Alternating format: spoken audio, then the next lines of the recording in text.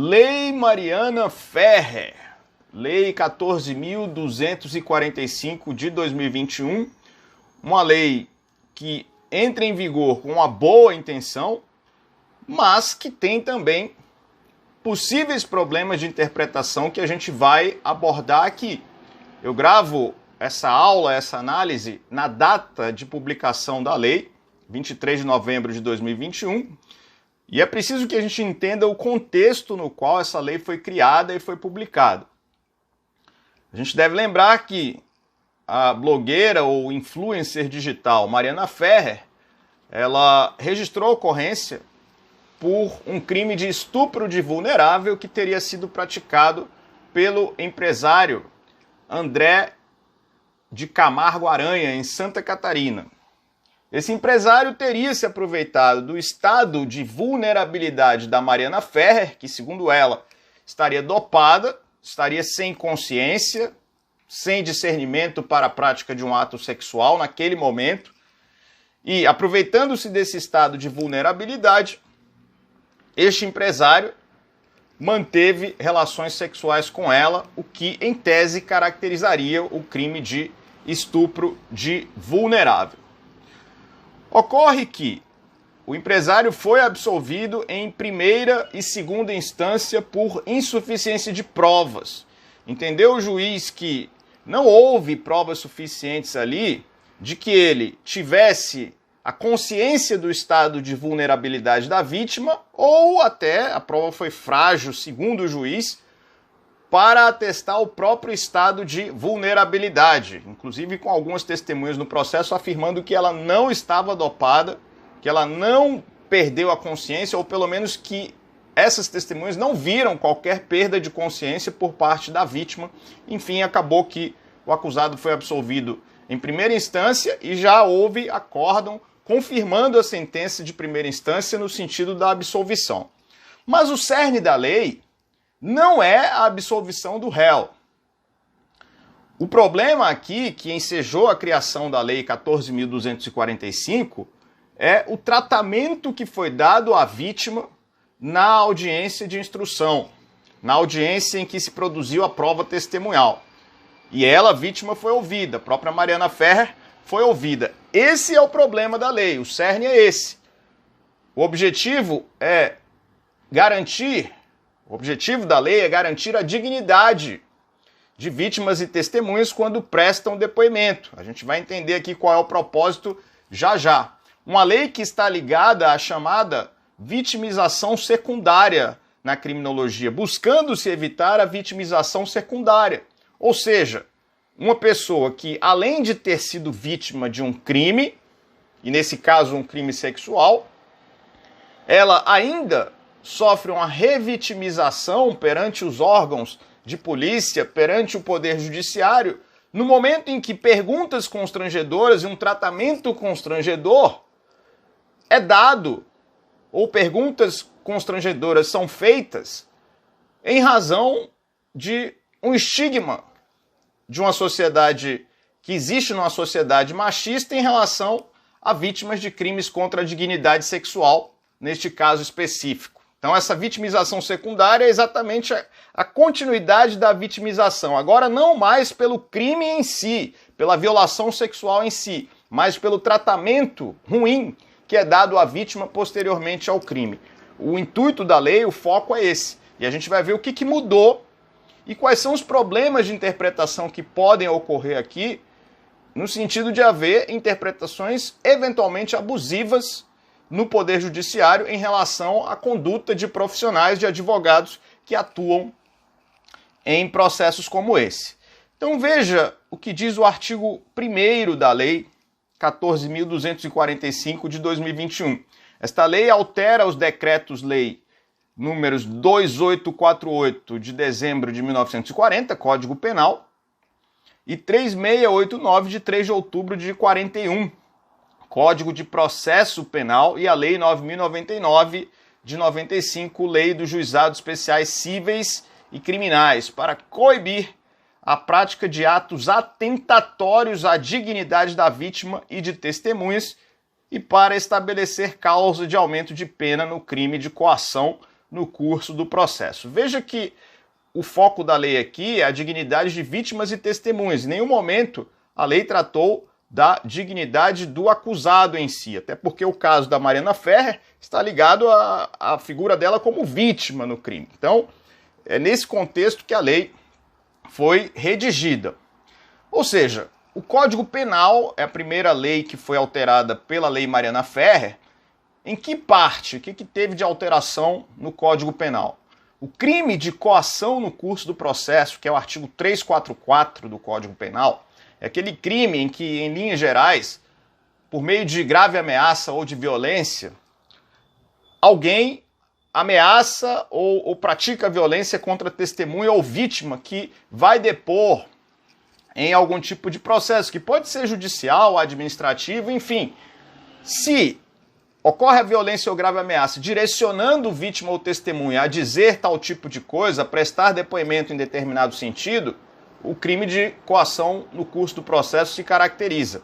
O que nós tivemos aqui? Um aumento de pena, agora com essa lei nova, um aumento de pena de 1/3 até metade, se o processo envolver crime contra a dignidade sexual. Então tá aí o parágrafo único, a pena aumenta-se de 1/3 até a metade se o processo envolver crime contra a dignidade sexual. Então essa majoração o juiz vai avaliar na terceira fase da dosimetria da pena.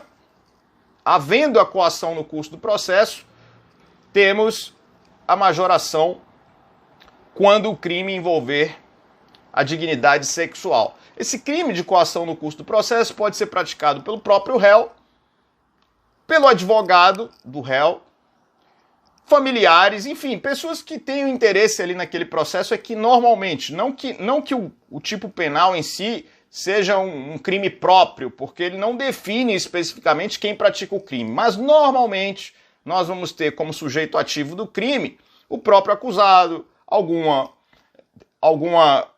familiar, o profissional que o assiste como advogado.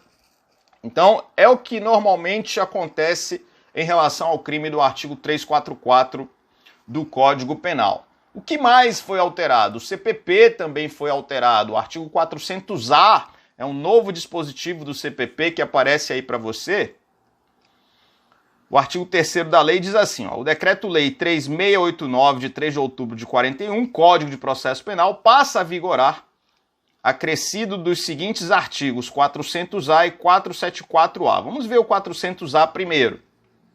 Na audiência de instrução e julgamento, e em especial nas que apurem crimes contra a dignidade sexual, todas as partes e demais sujeitos processuais presentes no ato deverão zelar pela integridade física e psicológica da vítima, sob pena de responsabilização civil, penal e administrativa, cabendo ao juiz garantir o cumprimento do disposto neste artigo, vedadas a manifestação sobre circunstâncias ou elementos alheios aos fatos objeto de apuração nos autos. 2. A utilização de linguagem, de informações ou de material que ofendam a dignidade da vítima ou de testemunhas.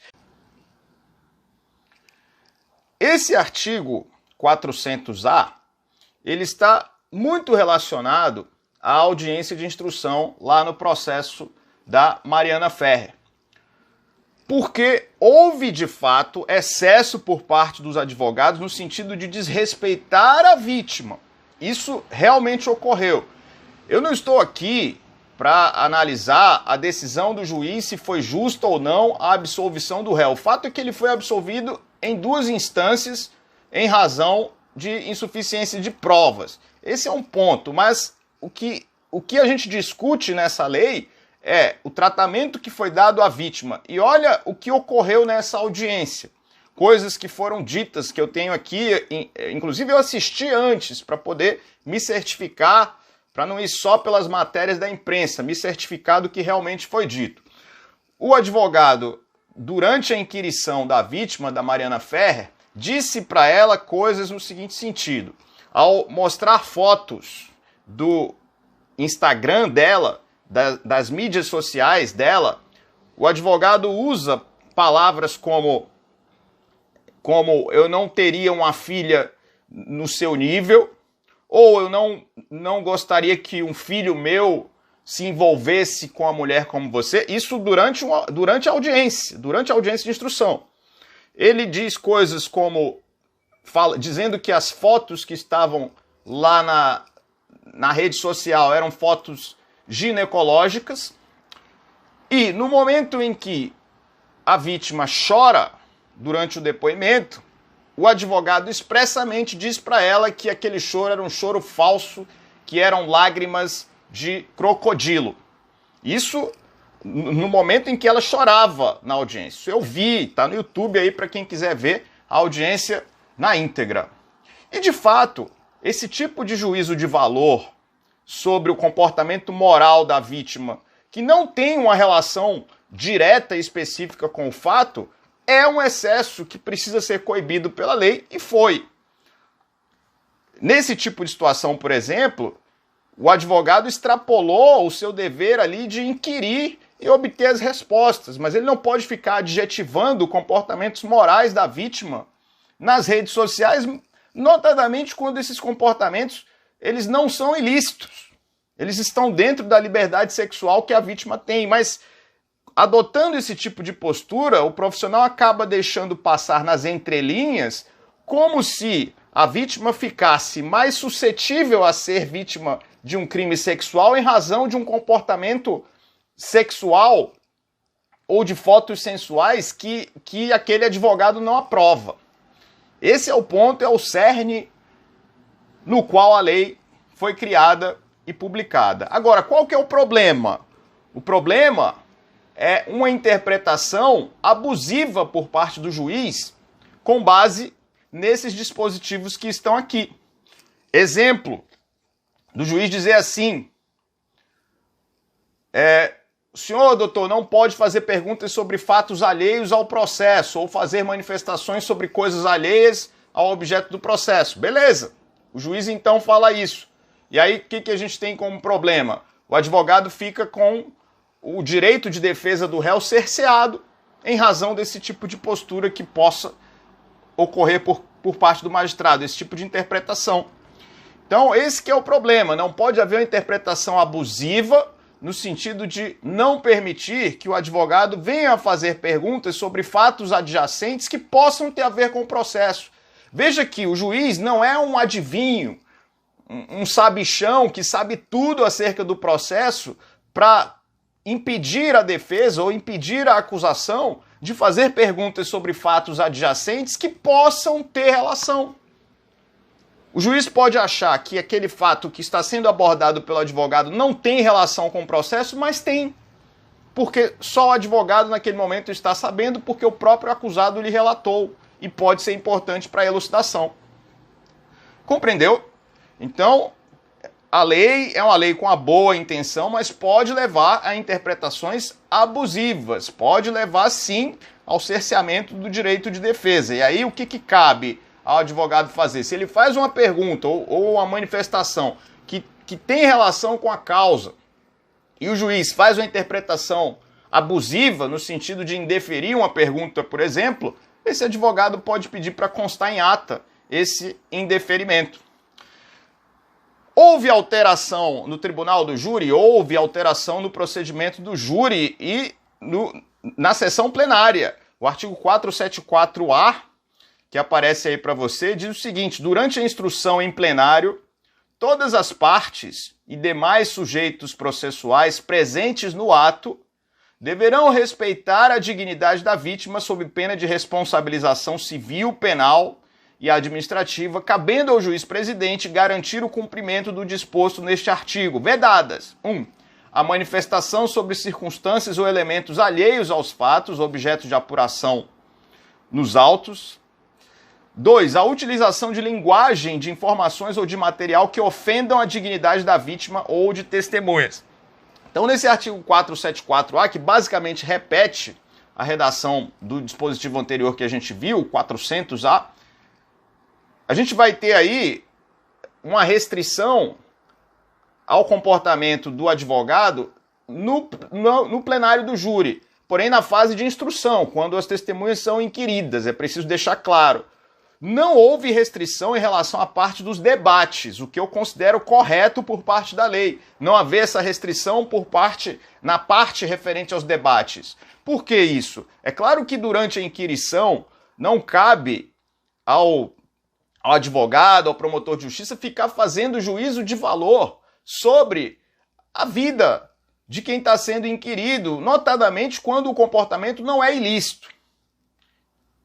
Esse é o objetivo aqui, ó, se manifestar sobre circunstâncias ou elementos alheios ao processo, utilização de linguagem, de informações ou de material que ofendam a dignidade da vítima. Agora perceba, um ponto aqui que é importante, ó, quando a lei usa a palavra manifestação, aparentemente, manifestação está abrangendo também as perguntas que são feitas. E eu repito, seria uma interpretação abusiva se o juiz indefere perguntas da acusação ou da defesa sobre fatos adjacentes, não sobre o fato propriamente dito que está sendo apurado, mas fatos adjacentes que ajudem a elucidar, quando o juiz não saiba exatamente por que a pergunta está sendo feita. O juiz não pode indeferir isso.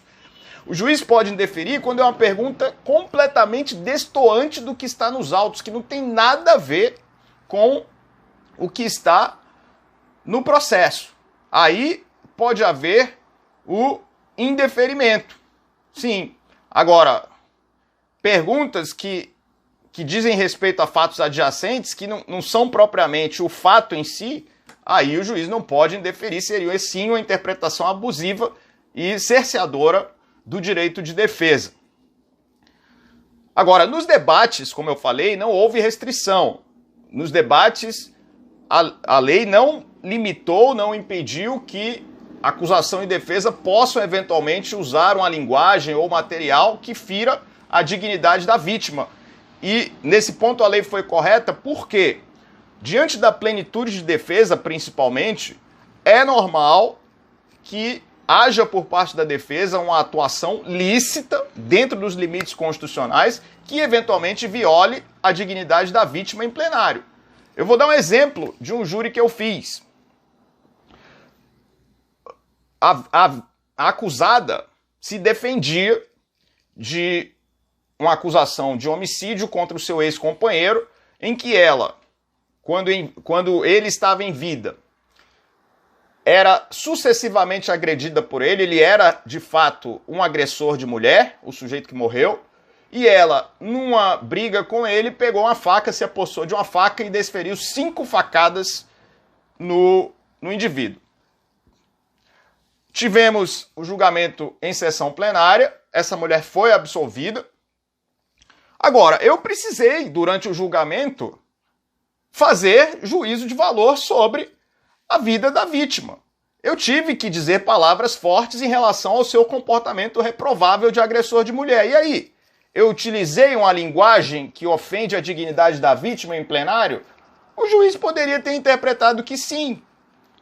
Agora, como o artigo 474-A ele não restringe a linguagem durante os debates, o que está corretíssimo, então, nesse ponto, a lei respeitou a plenitude de defesa no plenário do Tribunal do Júri. O que se discute é interpretações abusivas durante a inquirição por parte do juiz-presidente ao indeferir perguntas da defesa, por achar que a pergunta feita não tem relação com os fatos. Então, esse é o ponto. Vou dar outro exemplo. No júri, durante uma inquirição, havia um processo em que, nesse caso específico, o acusado é que teria esfaqueado a sua ex-companheira, que não morreu, foi uma tentativa de homicídio. Durante a inquirição, eu perguntei para a vítima, em plenário, se o acusado era um bom pai, porque eles tinham um filho. Eu perguntei se o acusado era um bom pai.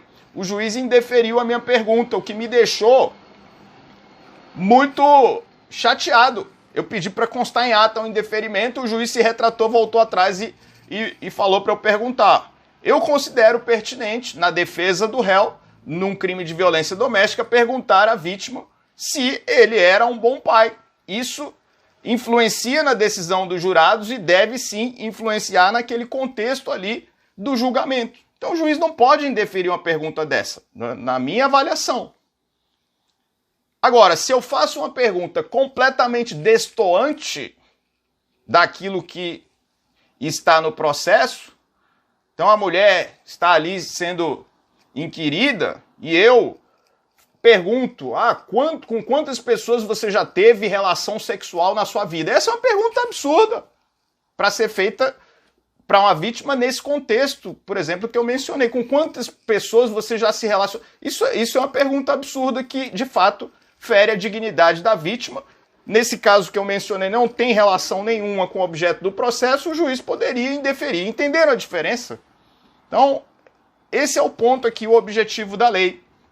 Essa lei também alterou a Lei 9.099 de 95, basicamente repetindo as mesmas coisas. Durante a audiência, todas as partes e demais sujeitos processuais presentes no ato deverão respeitar a dignidade da vítima, sob pena de responsabilidade civil, penal e administrativa, cabendo ao juiz garantir o cumprimento do disposto neste artigo, vedadas: 1. A manifestação sobre circunstâncias ou elementos alheios aos fatos objeto de apuração nos autos. 2. A utilização de linguagem, de informações ou de material que ofendam a dignidade da vítima ou de testemunhas.